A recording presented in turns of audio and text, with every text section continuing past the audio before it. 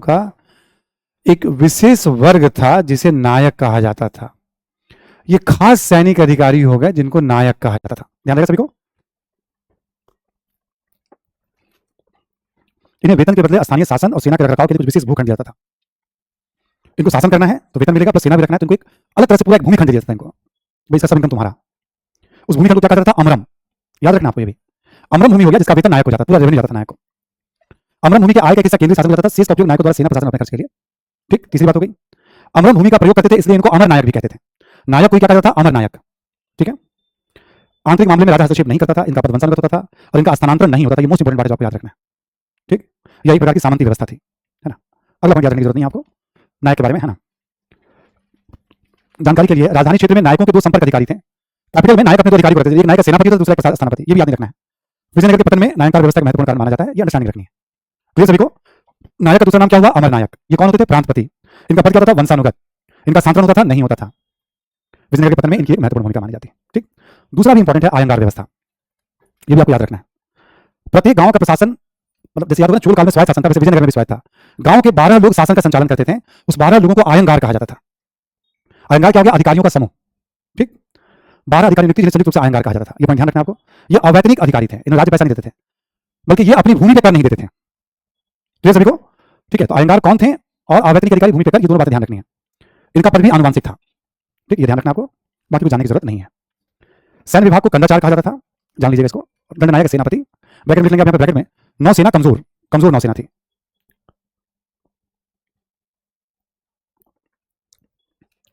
ठीक है।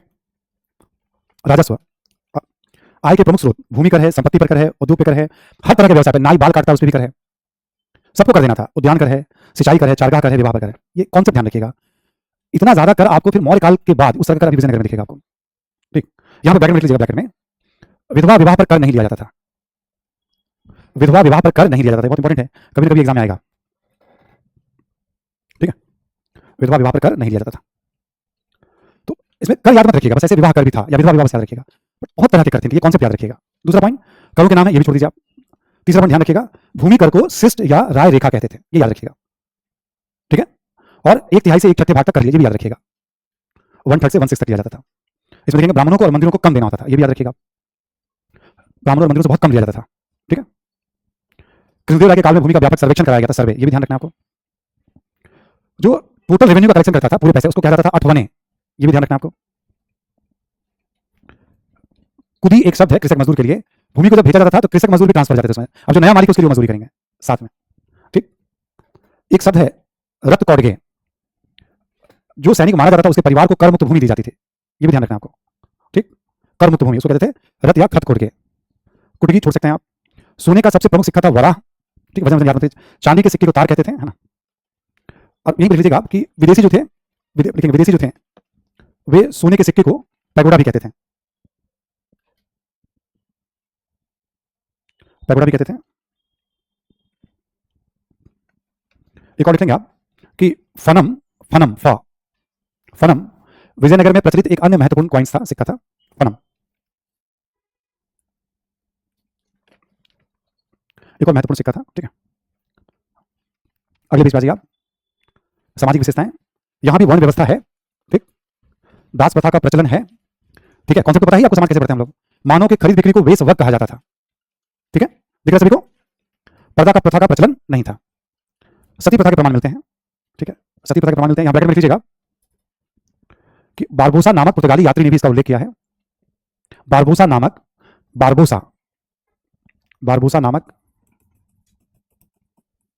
पुर्तगाली यात्री ने इसका उल्लेख किया है। ठीक है, पुर्तगाली यात्री ने इसका उल्लेख किया है। ठीक है, देवदासी प्रथा का प्रचलन था, मंदिरों में जो नृत्य होता है। ठीक, देखिए आपने उसमें ऐसे लिख लेंगे ब्रैकेट में, एक डोमिंगो पाएज करके था। डोमिंगो पाएज नामक यात्री ने इसका उल्लेख किया है। इन सब यात्री का भी परिचय आपको मिल जाएगा। ठीक है, अब जो भी इस तरह के एक्स्ट्रा सेशन होगा मेडिकल इंडिया में, अब तक पहले जो हमने मेडिकल कवर किया है उससे थोड़ा अलग होगा। ये आपको जो पढ़ाया पहले भी हमने पढ़ाया, क्योंकि इन्फॉर्मेशन में बहुत सारे ऐड करने हैं, क्योंकि 5-5, 6-6 क्वेश्चन मेडिकल इंडिया से आ रहे हैं प्रीलिम्स में, बल्क में आ रहा है सवाल। और एक बार नहीं 3-4 बार ऐसा हो गया है। ठीक है, तो हमें ठीक है एक बार आपको इस तरह से हम इन्फॉर्मेशन से विदेशी यात्रियों की पूरी लिस्ट आपको प्रोवाइड कराऊंगा, 5 मिनट में समझा दूंगा उसमें क्या क्या आपको याद रखना है। ठीक है, वो भी लिस्ट आपको देने वाला हूं अलग से, तो वहीं सबका परिचय आ जाएगा। डोमिंगो पाएज, ठीक है, सेट्टी या एवं चेट्टी, ये व्यापार में बहुत बड़ी भूमिका, शेट्टी और चिट्टी, ये व्यापारी वर्ग विजयनगर का। क्षत्रियों के बारे में जानकारी नहीं मिलती है, ठीक है, कि कम महत्व था, दोनों बातें मिलती हैं मतलब, ठीक। उत्तर भारत से जो लोग आगे बस जाते थे उनको बड़वा कहा जाता था, ठीक है, बाकी लास्ट वाले पॉइंट को छोड़ दीजिएगा। आज जो हम्पी है ना, ये विजयनगर का ही नाम है, हम्पी, ठीक, उत्तरी कर्नाटक में अवस्थित है, विश्व विरासत सूची में है। लेपाक्षी चित्रकला का संबंध भी विजयनगर से है, ठीक। इसी में लिख लेंगे आप, विजयनगर में यक्षगान भी प्रचलित था। विजयनगर में यक्षगान, ये रंगमंच हो गया, थिएटर हो गया, यक्षगान मैं लिख देता हूं यहां पे, विजयनगर में यक्षगान भी प्रचलित था, ठीक है। और लिख लेंगे महानवमी का त्यौहार धूमधाम से मनाया जाता था, महानवमी का त्यौहार धूमधाम से मनाया जाता था।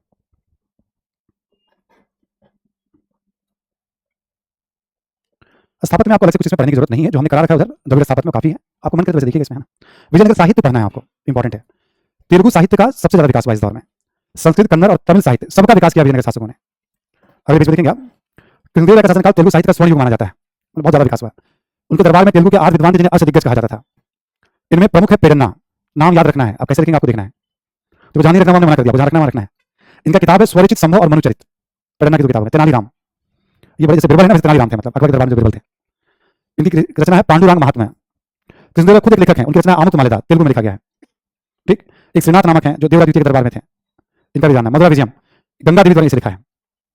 महाभारत का तेलुगु में अनुवाद ननैया, टिक्कन व यरन द्वारा पूरा गया था। तेलुगु के ये 3 त्रय कहे जाते हैं, ननैया, टिक्कन व यरन, तेलुगु इतने मिलकर महाभारत का तेलुगु अनुवाद किया था। नाम ध्यान रखना है, जैसे रखिए आप इसका नाम ध्यान। कुछ विदेशी यात्री, निकोलो कॉन्टी आया 1420 में, जो प्रथम समय, अब्दुल रज़ाक आया था ईरान का, डोमिंगो पायस पुर्तगाली, कृष्णदेव अभी ने बताया दोनों का नाम लिया आपको, नूनीस पुर्तगाली आती अच्युत देव राय के काल में आया था, ये भी ध्यान रख लीजिएगा। वैसे अलग से भी आपको लिस्ट प्रोवाइड करूंगा मैं। तो विजयनगर के बारे में कॉम्प्रिहेंसिव जानकारी आपको यहाँ पे दे दी गई, क्लियर सभी को। अब जो क्षेत्रीय राज्य है ना आपका, ये उत्तर भारत वाला, विजयनगर तुम पढ़ चुके, थोड़ा बहुत स्थापत्य के बारे में कुछ बातें हमें लिखनी है, लिखिए जरा, शीर्षक देंगे आप, क्षेत्रीय राज्यों के अधीन स्थापत्य।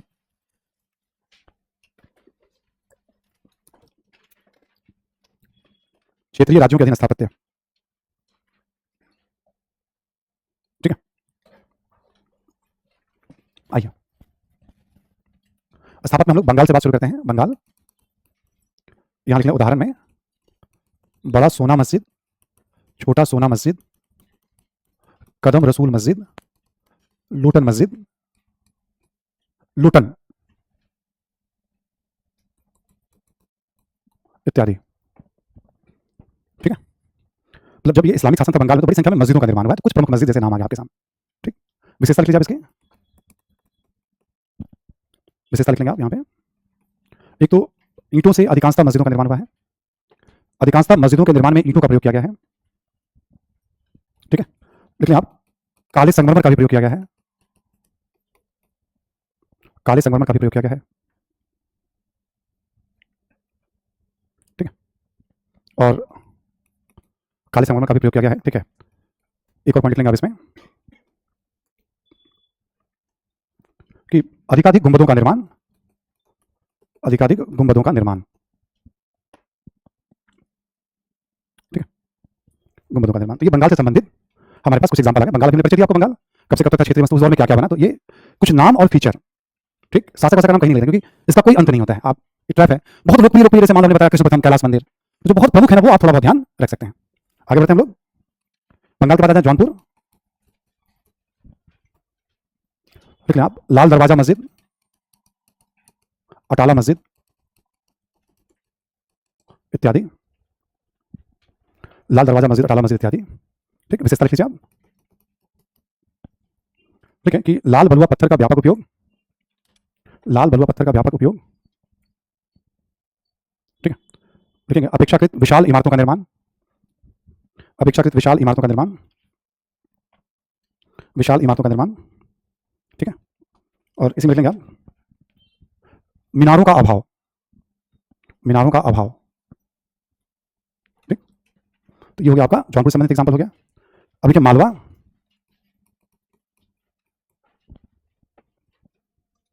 मालवा में एक जगह है मांडू, मांडू में लिख लें आप, जहाज महल, हिंडोला महल और हुसन शाह का मकबरा, ठीक है, हुसन शाह का मकबरा। और एक जगह है धार, धार में कुछ मस्जिदों का निर्माण किया गया था,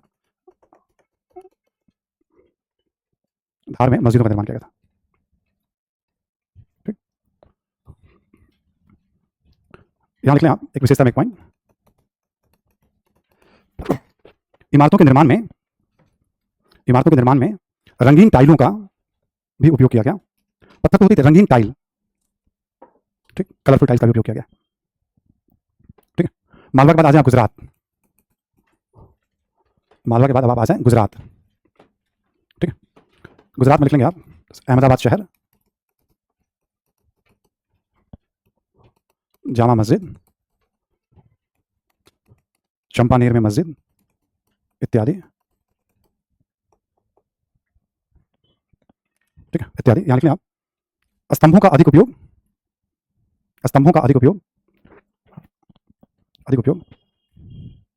और लिखेंगे आप नक्काशी प्रबल।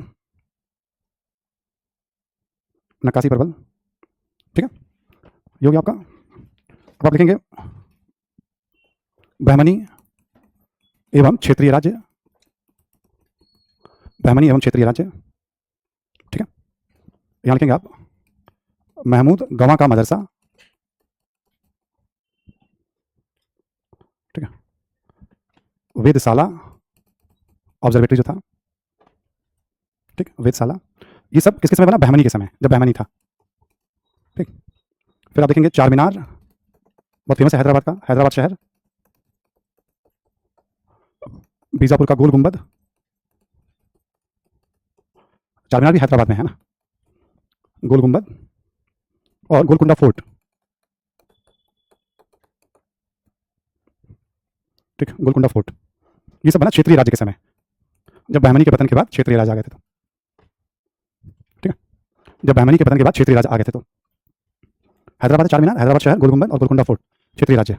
ठीक, यहां लिख लें आप विशेषता में अत्यंत ही आकर्षक गुंबद, कहीं लिखा रहेगा प्याज के आकार, अत्यंत ही आकर्षक गुंबद हैं, गुंबद बहुत खूबसूरत हैं। ठीक है, गुंबद बहुत ही खूबसूरत हैं और प्याज के आकार में हो गए हैं, आकर्षक गुंबद हो गए। और ठीक है, यहां लिखेंगे आप मीनारों पर अधिकाधिक अलंकरण,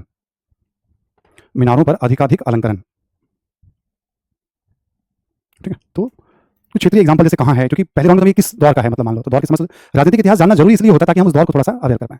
स्थापत्य इंपॉर्टेंट हिस्सा हमें तैयारी को थोड़ा हमें अवेयर रहना है इसके बारे में। सल्तनत काल भी हमने पढ़ा, मुगल काल भी हमने पढ़ा, तो क्षेत्रीय स्थापत्य के बारे में थोड़ा हमें अवेयर रहना है। ठीक है, लास्ट क्लास में आप राजस्थानी स्थापत्य के बारे में, राजस्थान के प्रमुख स्थापत्य में लिख लें आप, जोधपुर से बड़ा फेमस है Ummed palace, Mehrangarh fort, Amer fort, Nahargarh fort, Hawa Mahal, सब बाद में भी बना है, मतलब मध्यकाल में ही बना है सब। चित्तौड़ में है आपका चित्तौड़गढ़ फोर्ट, कीर्ति स्तंभ इत्यादि।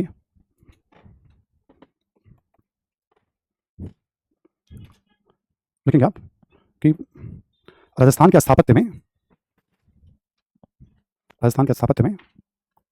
पत्थरों के साथ साथ संगमरमर का भी उपयोग किया गया है। इसमें उदयपुर फोर्ट भी आ सकता है, जो भी बहुत विवाद में आया था, है ना। ठीक है, उमेद पैलेस है आपका, पत्थरों के साथ साथ संगमरमर का भी उपयोग किया गया है, लेकिन तथा नक्काशी पर भी बल दिया गया है।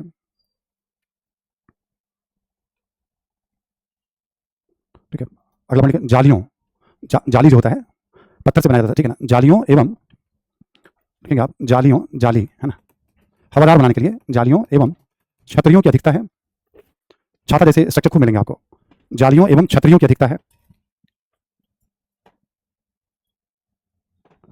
और एक लिखेंगे आप हैंगिंग बालकोनी, जितनी भी इमारत बनेगी उसमें देखेंगे आप प्रायः एक अलग से बालकोनी जैसा उसमें झूलता हुआ प्रतीत होगा आपको, इस तरह से बनाया जाएगा। नाम हैंगिंग वर्ड यूज कर दिया जाता है। तो ये कुछ कॉमन फीचर हमने राजस्थान का स्थापत्य के हमने ऐसे ले लिया। मान लो कोई एक फोर्ट है, आपने देखा होगा, जैसे हमने लाल किला की बात की, आगरा की बात की, मान लो आमेर फोर्ट है। ठीक है, तो ऊंची ऊंची दीवारें हैं, विशालकाय प्रवेश द्वार है, अलग अलग उद्देश्य भवन है, धार्मिक है, सार्वजनिक है, मतलब छोटा दर्शन के लिए अलग जगह है, रहने के लिए अलग जगह है। ठीक है, दरबार में अधिकारियों से मिलने के लिए अलग जगह है, पूजा का अलग स्थल है। जो हमने आपको लाल किला या आगरा के बारे में बताया ना, सेम कॉन्सेप्ट लागू होता है राजस्थान के फोर्ट पर भी। फोर्ट के भीतर ही धार्मिक स्थल होंगे, सार्वजनिक स्थल होंगे, राजा के निजी स्थल होंगे, फोर्ट के भीतर अलग अलग उद्देश्य से सुरक्षा दीवार होते हैं, विशाल प्रवेश द्वार, मतलब कॉन्सेप्ट चेंज नहीं होगा, आपका कॉन्सेप्ट वही यूज होता है। राजस्थान में जालियां बहुत मिलेंगी हवा के लिए, हवादार बनाए रखने के लिए इमारतों में। ठीक है, खास बात है। खूबसूरत दिखेंगे, छतरी खूब बनेंगे हर कोने पे, बीच में दिखेंगे आपको। बालकनी प्रायः मकान जो बने हुए पैलेस वगैरह में बालकनी दिख जाएंगे आपको, छोटी सी बालकनी। तो कुछ जो यूनिक फीचर हो सकते हैं हमने एक वजह से लिया पिक किया कि हाँ ये सब उसकी खास बात। विजयनगर हम पहले ही पढ़ चुके हैं, तो स्थापत्य तो अभी भी इंडिया में बहुत है, जितना पढ़ा रहे हैं आपको से बहुत ज़्यादा है, बट स्टिल हमारे पास अब एक बेस रहेगा कि मध्ययुगीन स्थापत्य में जो प्रमुख था वो हमने देख लिया, चाहे दिल्ली सल्तनत, मुगल या क्षेत्रीय स्थापत्य, ठीक, क्षेत्रीय राज्यों का पूरा एक परिचय। अब लास्ट से आज का 2-4 मिनट लगेगा इसमें भी आपको, लेकिन आप जरा अहोम राजवंश, ये क्षेत्रीय राज्य में आ जाएगा। मैं आपको बता दूं इसके बारे में, क्योंकि आजकल बहुत चर्चा में रहता है अहोम राजवंश। एक बार थोड़ा समझ लीजिएगा ठीक से। अब समझ लो, ये आपका एक तरह से आज के डेट में बांग्लादेश है ना, और ये हमारा लगभग समझ लो पश्चिम बंगाल हो जाता है, ठीक, और यहाँ हमारा नॉर्थ ईस्ट का पूरा इलाका, ये सब नॉर्थ ईस्ट का इलाका हो जाता है, ठीक है। आप देखोगे असम का पूरा इलाका है, ठीक है, इधर नागालैंड वगैरह सब पूरा, इधर मेघालय सब, सेवन सिस्टर जिसको हम कहते हैं, सिक्किम तो इधर आ जाता है आपका, ठीक है, सेवन सिस्टर जिसको हम कहते हैं, ये आपका हिस्सा है। हमने आपको ये बताया कि एक कामरूप वंश था और एक अहोम, इधर कामरूप का शासन था और इधर की तरफ अहोम का शासन था। बहुत लंबा रहा है अहोम का शासन, मैं भी दिखाऊंगा आपको। ये भी इंटरेस्ट लगभग 600 वर्ष तक रहा है, और लंबे समय तक हिंदू धर्म को मानते रहे, वैष्णव, शैव, अलग अलग धर्म के लोग भी थे। धार्मिक सहिष्णुता के आपको उदाहरण मिलेंगे यहाँ पे भी। एक तो लंबा शासन काल हो गया, दूसरा धार्मिक सहिष्णुता का काल है ये भी, ठीक है। और जो भी आप देखोगे यहाँ का जो शासक होता था ना, इसका टारगेट होता था या तो इधर हमला करें या इधर तो नहीं जा पाते थे, इधर जाए। अहोम ने कभी किसी को आगे बढ़ने नहीं दिया, यहाँ तक कि मुगलों ने भी कोशिश की तो मुगलों को भी उन्होंने रोक दिया था। बहुत फेमस लड़ाई है, खूब चर्चा होती है उसकी, मतलब सराय घाट की लड़ाई की, औरंगजेब के समय था वो। क्योंकि अभी फिर से अंतर्राष्ट्रीय स्तर पर चर्चा में आ गया अहोम। अहोम के बारे में 12-15 बातें मैं आपको लिखवा दे रहा हूँ। करंट की मैगजीन में भी आपको बहुत सारी जानकारी मिलेगी, बट मैं जो लिखवा रहा हूँ ये मोस्ट इंपोर्टेंट होता है। लेकिन आप जरा अहोम वंश 1228 से 1826 देखेंगे, लगभग 600 वर्ष, ठीक। अहोम जो है स्थानीय जनजाति है जिसका शासन रहा है, ठीक है, वहीं के रहने वाले हैं, आसपास थोड़ा बहुत माइग्रेट किए होंगे ना। संस्थापक का नाम लिख लें आप, चाओ सुखफा, संस्थापक का नाम लिखेंगे चाओ सुखफा, ठीक। लिखेंगे आप राजा, राजा प्रशासन का सर्वोच्च अधिकारी होता था, प्रशासन का सर्वोच्च अधिकारी होता था, और राजा को स्वर्गदेव कहा जाता था, स्वर्गदेव, ठीक। राजधानी लिख लीजिएगा, अलग अलग राजधानी रही है इसकी, ठीक है। एक राजधानी है चराईदेव, एक है गढ़गांव, और एक है जोरहाट। ये सब कैपिटल रहा है इसका, चराईदेव, गढ़गांव, जोरहाट, ठीक है। अभी चराईदेव बहुत चर्चा में आया है। चराईदेव का जो कब्रगाह है लोग का ना, वो बहुत चर्चा में आ गया है चराईदेव का। गढ़गांव, जोरहाट, ये सब कैपिटल हो गया, ठीक। एक शब्द जो बहुत चर्चा में लिख लें आप, बोरफुकन, ये सैन्य कमांडर की उपाधि होती थी, या सेनापति को कहते थे, कर लीजिए आप, सैन्य कमांडर या सेनापति की उपाधि होती थी, उपाधि नहीं, प्रशासनिक नाम, पदनाम होता था, ठीक। सेनापति का पदनाम होता था बोरफुकन, ठीक। यहां लिखेंगे आप लक्षित बोरफुकन ने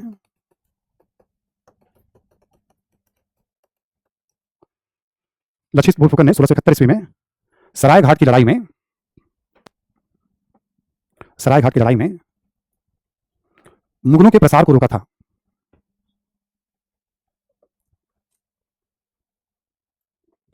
जो जहां देखेंगे, जो एनडीए के ऑफिसर को ट्रेनिंग दी जाती है देहरादून में, तो वहां पे एक लक्षित बोरफुकन के नाम से एक मेडल मिलता है ट्रेनिंग कैंडिडेट को, आज भी 1999 से दिया जा रहा है। जो कैंडिडेट उनको अलग अलग जो बढ़िया परफॉर्म करते हैं ट्रेनिंग के दौरान, तो उनको सम्मानित किया जाता है, तो लक्षित बोरफुकन के नाम से एक मेडल दिया जाता है, ठीक है। एक और शब्द लिख लेंगे, पाइक, पाइक के बारे में लिख लेंगे। ये सैनिक एवं मजदूर होते थे, सैनिक एवं मजदूर होते थे, ठीक है। पाइक सैनिक एवं मजदूर को कहते थे। मतलब आमतौर पर राज्य इन्हें पैसा नहीं देती थी, बस इनकी जरूरतों का ध्यान रख लेती थी, राज्य इन्हें कोई वेतन नहीं देते थे। पाइक का आप देखोगे उल्लेख मिलेगा। अगला पॉइंट लिखें कि अहोम जो थे वो गुरिल्ला युद्ध में निपुण थे, कुशल थे, गुरिल्ला वॉरफेयर, गुरिल्ला युद्ध एक टैक्टिक्स होता है लड़ने का, ये आमने सामने नहीं छिप के लड़ते हैं, वो प्लान करेंगे, एम्बुश, एक ही बार अटैक करेंगे, बहुत बड़े पैमाने पर नुकसान पहुंचा के भाग जाएंगे, ठीक है, उसमें बहुत निपुण थे ये लोग। एक और पॉइंट लिख लें आप, देखिए इन्होंने अहोमों की बात करें, इन्होंने हिंदू धर्म को अपनाया, ब्रैकेट में लिखेंगे वैष्णव, देखिए साथ ही अहोम राज्य में शैव, शक्ति एवं बौद्ध मत का भी प्रचलन था, शैव, शक्ति एवं बौद्ध मत का भी प्रचलन था, ठीक है, शैव, शक्ति एवं बौद्ध मत का भी प्रचलन था, ठीक है। एक और पॉइंट लेंगे आप, ये सबसे इंपॉर्टेंट है जिसके लिए अभी चर्चा में आया है, लिखेंगे आप मोईदाम, शाही कब्रगाह,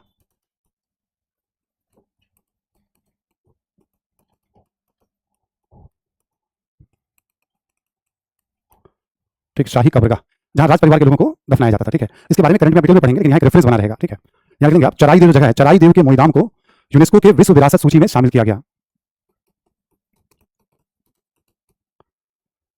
चराई देव के मोईदाम को यूनेस्को के विश्व विरासत सूची में शामिल किया गया। ठीक, अभी तक जो शामिल है, ये लास्ट अभी यही हुआ, 43वां है ये आपका। ठीक, 43वां है।